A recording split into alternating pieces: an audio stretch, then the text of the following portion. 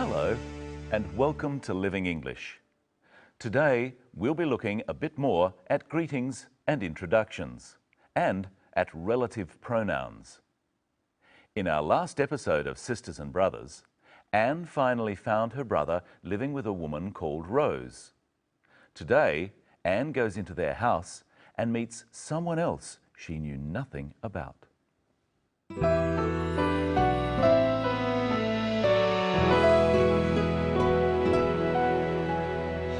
David hasn't told me very much about his family. I'm so sorry. And I feel very bad about not contacting you. I just can't believe it. I was looking for you, thinking that something terrible must have happened, and here you are playing house.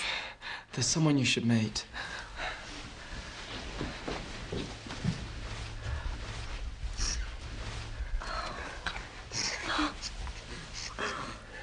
This is our son, Sam. Sam, meet your Aunt Anne. Oh, David, my little brother of father. Oh, he's beautiful. David, why didn't you tell me about Rose? Why didn't you tell me you were a father? I think I'd like to know that too. I would have come and helped you. It's hard to explain. I have some friends outside who helped me find you. I think you need to tell us all what happened. I'll go and get them.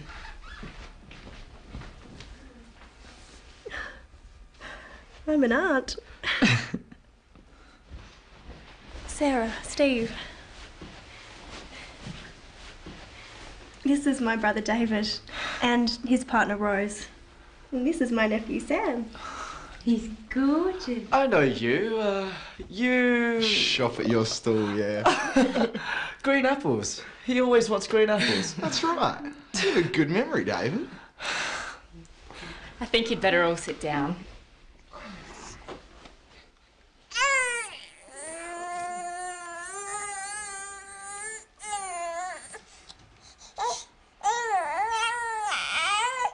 Well, that was unexpected.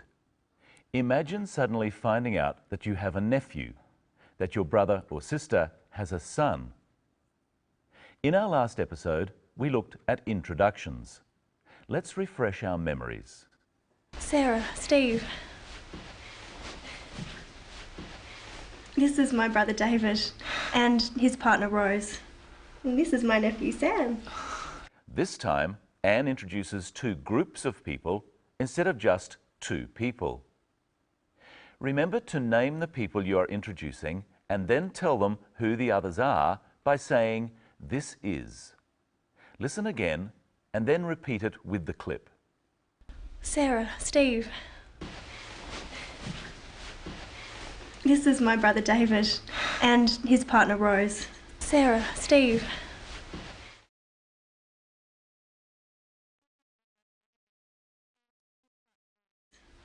Notice that Anne says what relation they are first and then their names. Pretend that you have a sister called Anne who has a husband called Mike. Introduce Anne and Mike to two people called Brenton and Michelle. Brenton, Michelle. Brenton, Michelle, this is my sister Anne and her husband Mike. We're going to talk some more about relatives later. But first, I'm going to tell you about some words called relative pronouns. Most of them start with a w sound. Listen out for one in this clip. I have some friends outside who helped me find you. I have some friends outside who helped me find you. Who is the relative pronoun. We've talked about these words before on Living English. A relative pronoun is a word that's used instead of the noun being talked about. Who is used to refer to some friends. We use words such as who when we want to say something else about people, to say who they are. The people in our story are called the characters. Who is Anne? We could say that Anne is the character who has found her brother. You try some. First, here's an example. Sarah is Mark's wife. Sarah is the character who. Sarah is the character who is Mark's wife. Okay, let's start. Mark is Sarah's husband. Mark is the character. Mark is the character who is Sarah's husband. Sam is Anne's nephew. Sam is the character. Sam is the character who is Anne's nephew. David works at the market. David is the character. David is the character who works at the market. Listen once more to how Anne uses who. I have some friends outside who helped me find you. Usually we use who when we're talking about people, but which or that when we're talking about things. So we say, I have a car which is blue, or I have a car that is blue. If we're talking about time, we say when. This is the time when the bus arrives. And if we're talking about a place, we use where. This is the place where the accident happened. Now see if you can use the right word. I have a bicycle is red. I have a bicycle which is red. This is the shop. I buy apples. This is the shop where I buy apples. I drive home at 7. The traffic is not as bad. I drive home at 7 when the traffic is not as bad. Now let's look at the moment when Anne learns she has a nephew. This is our son, Sam. Sam, meet your Aunt Anne. David, my little brother and father. It's time to introduce Michelle. Everyone, this is my co-presenter, Michelle Crowden. Hello, everyone. What are we going to talk about today? Relatives and relative pronouns. First, I have some questions for you, Brenton. Okay. If Anne is baby Sam's aunt, then Sam is Anne's what? Sam is Anne's nephew. What if Anne was the aunt of a girl? David's daughter would be Anne's what? David's daughter would be Anne's niece. Okay. If Anne had a child, what relation would it be to Sam? It would be Sam's cousin. Would it matter if it's a boy or a girl? No, we say cousin for boys and girls. The children of brothers and sisters are cousins to each other. All right. If Anne has a son, a boy, it would be David's nephew. David would be that child's what? David would be that child's uncle. We call people who are cousins, aunts, uncles, nephews and nieces our extended family. I'm going to ask the audience some questions about Sam's immediate family, the people he is most closely related to. Rose is Sam's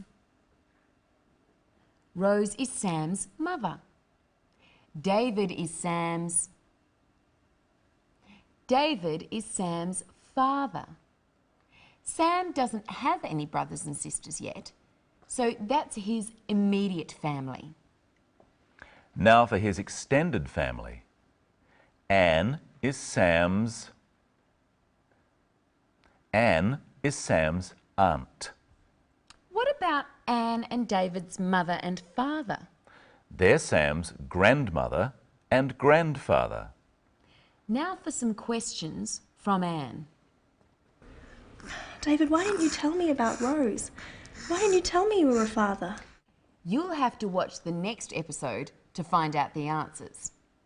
Now listen to Anne say to her brother what he should do. I think you need to tell us all what happened. She used another of the w words. Listen again. I think you need to tell us all what happened. You need to tell us all what happened. What can be used in a sentence that's not a question. It means the things that. You need to tell us the things that happened. She's talking about David going missing. I think he should tell us too. We use the phrase, tell us what happened, a lot. It's a way of asking for the full story about something. And we want to know the full story of why David went missing. Now I want to see if you can use what. I'm going to show you some sentences with a missing word. The missing word will be that or what. Let's start. I say, I mean. I say what I mean. This is the dog bit me. This is the dog that bit me. This book is just I needed. This book is just what I needed. You must work hard to get you want. You must work hard to get what you want. I like to drive cars are fast. I like to drive cars that are fast. Now let's have a look at one more clip. I just can't believe it. I was looking for you, thinking that something terrible must have happened, and here you are playing house. What does she mean playing house? Well, obviously she's angry. So she's saying that David is playing a game like a child. She thought that something bad must have happened. What does she mean by must have? We use must with have, must have, to mean a strong probability or what's most likely. If you're late for work, I might say he must have been held up in traffic. We must have run out of time to do much more today. Yes, we have. Enjoy another look at today's episode and join us next time when we hear what David has to tell us. Bye. Bye. My little brother or father? Oh, he's beautiful. David, why didn't you tell me about Rose? Why didn't you tell me you were a father? I think I'd like to know that too. I would have come and helped you. It's hard to explain. I have some friends outside who helped me find you. I think you need to tell us all what happened. I'll go and get them.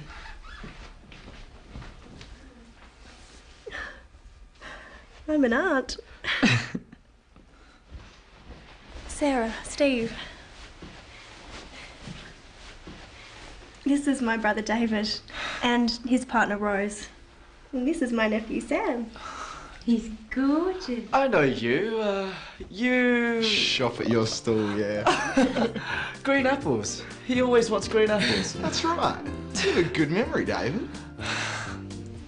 I think you'd better all sit down.